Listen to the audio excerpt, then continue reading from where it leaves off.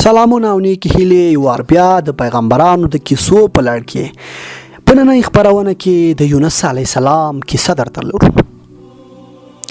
الله تعالی خپل پیغمبر یونس علیه السلام د هغه خپل قوم ته ولېږه چې الله تعالی یووالی ورته بیان کړي او د بتانو له عبادت یې راوګرځوي.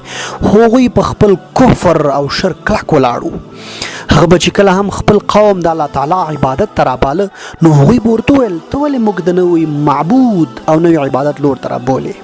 ته ولې له موږ غوښتنه کوې چې د دې بتانو عبادت پرېږدو چې له کلونو یې کوو؟ موږ خو داسې ګڼو چې ته لیونی شوی یې او زموږ له معبودانو سره دې مخالفت لري چې زموږ در باندې کومه ناروغي راوستې ده. هغه ورته په ځواب کې وویل ما تاسو ته بلنه هم درکړې ده او په دې اړه مې مناظرې او دلایل هم وړاندې کړي دي.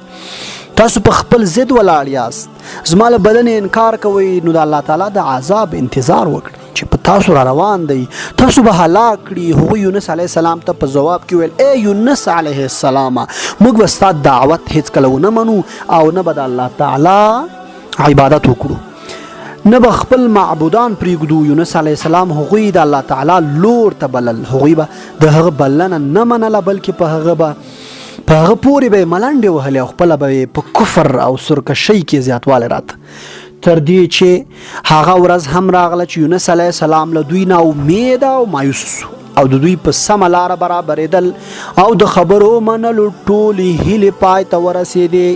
یونس علیه السلام بیا هم یوه موده له هغوی سره واوسېد، تر دې چې له هغوی سره د الله تعالی په امان یا رخصت پرېکړه وکړه.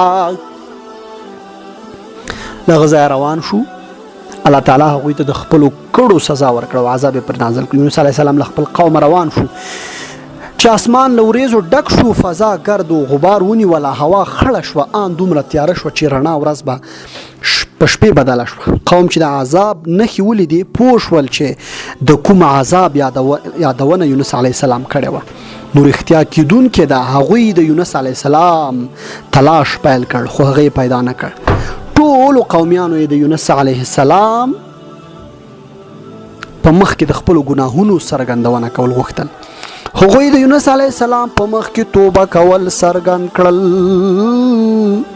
او د الله تعالی عبادت کول یې غوښتل، تر څو چې دی الله تعالی ته سپارښتنه وکړي او الله تعالی له عذاب وساتي. له ډېر تلاش سره هغه یونس علیه السلام پیدا نه کړ. نو له الله تعالی نه یې خپله دعا پیل کړه چې الله تعالی پرې ورحمیږي او د دوی له مخې عذاب لرې کړي. نو له خپلو کورونو دښتې ته ووتل.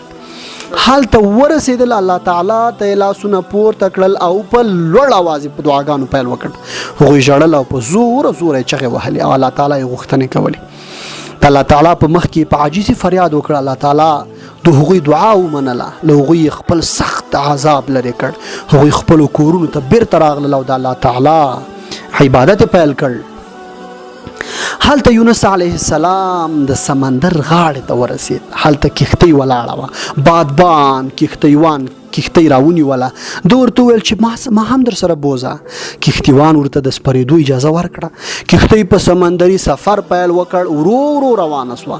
ناڅاپه په سمندر کې تیز او تند باد راوالوت، برېښنا او تنا پیل شوه، تیز باران راښکته شو، د غره هومره سمندري څپې راپورته شوې او کښتۍ له اوبو ډکه او غرق کېدو ته نږدې سوه.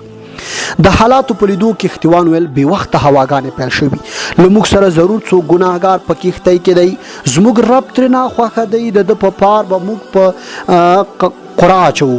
د چا په نوم یې چې قرا راووته هغه به خپله سمندر ته ځان غورځوي چې زموږ معبود خوشحاله شي او هوا ودرېږي.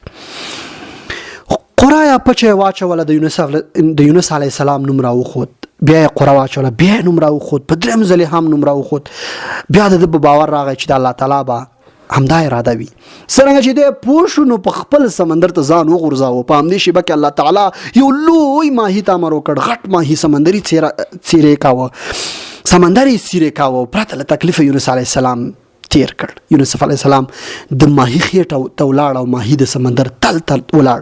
یونس علیه السلام په دریو تیارو کې راګیر شو. یوه د سمندر د بیخ تیاره، بله د ماهي د خېټې او درېمه د شپې تیاره وه. د الله تعالی د رحمت نه پرته د یونس علیه السلام د وفات کېدل سلو په سلو کې شوني وو.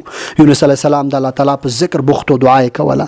څوک بل معبود نشته پرته له تا نه، ته بې عیبه یې او زه له زیاتې کوونکي څخه یم. د یونس علیه السلام یوه شیبه هم د الله تعالی له ذکره نه تېرېده. د ذکر او تسبیح به سمندر اوبه څیرولې، د ماهي له خېټې او د اوبو له منځه به عرش ته رسېدل. الله تعالی د ده تسبیح اورېدل او ویې منله. ماهي ته د الله تعالی امر وکړ چې د اوبو له بیخه د اوبو سر ته راشي او د اوبو په څنډو کې د سوځونکي لمر وړانګې یې په بدن لګېدې. الله تعالی د ده نږدې د کدو بوټی راشین کړ. یونس علیه السلام یې سیوري ته ویده کېده او د دې بوټي میوه به یې خوړله تر څو چې خپل حال ته راغی. یونس علیه السلام د الله تعالی د نعمت شکر ادا کړ. بیا الله تعالی ورته وحی وکړه چې خپل قوم ته بیرته ورشي. د چا له ایمان راوړلو چې مایوسه شوي او ترې لاړ، هغه له امر سره سم بیرته خپل قوم ته ورغی. اوس هغوی د بوتانو عبادت پرېښی او د الله تعالی عبادت یې کاوه. نو الله تعالی په خپل کتاب کې فرمایلی دي، نو آیا داسې کوم مثال شته چې یوې سیمې د عذاب په لیدلو ایمان راوړی وي او د هغې ایمان د هغې لپاره ګټور ثابت شوی وي؟ د یونس علیه السلام له قوم نه پرته دغه کوم بل مثال نشته. هغه قوم چې کله ایمان راوړی نو البته موږ په دنیوي ژوند کې له هغوی نه د رسوایي عذاب ایسته کړی وو او هغوی ته مو تر یوې مودې پورې له ژوندانه څخه د ګټې اخیستلو مهلت ورکړی وو.